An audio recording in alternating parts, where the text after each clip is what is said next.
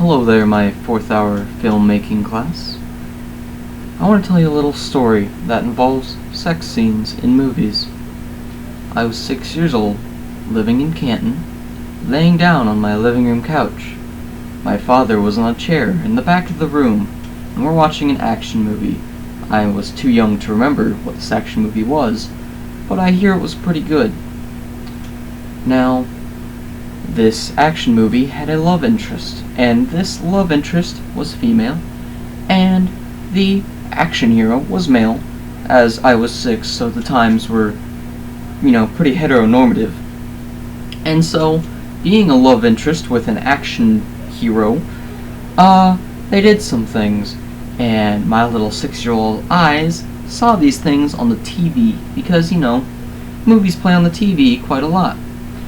So I see these two naked bodies rubbing up against each other, making out. And it's going through my mind like, oh, this is sex. This is what sex is like.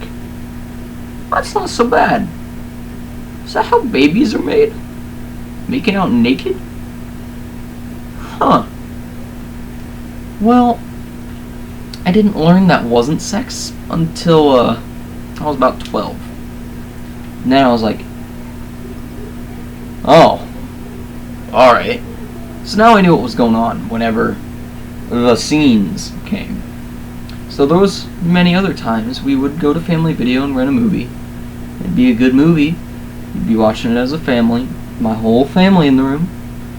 And then the scene. The bodies get rubbing together, the kisses start flowing in, and nobody says a word. Not a word. It doesn't add anything to the movie. It creates an awkward silence of just what's going on. I mean, everybody knows what's going on, but nobody wants to talk about it. It's better when you don't have to talk about it. You just know, because the movie's like, oh, well, of course they did that thing. They came out of a bedroom in their undergarments. Of course they did the thing.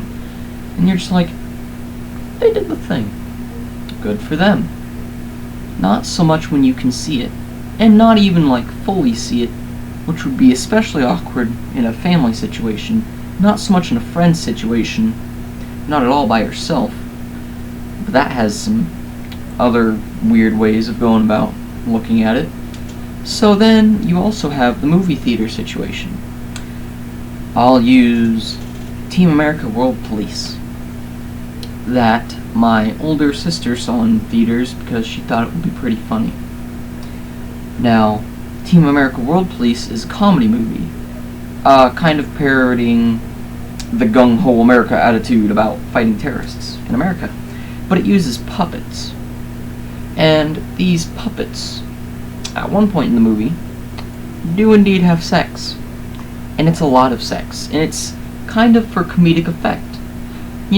That was more of like the gross out kind of comedy that nobody was really like the awkward silence. It was more like, oh, they're doing the thing and they're puppets. That was more okay, just because it was for comedic effect.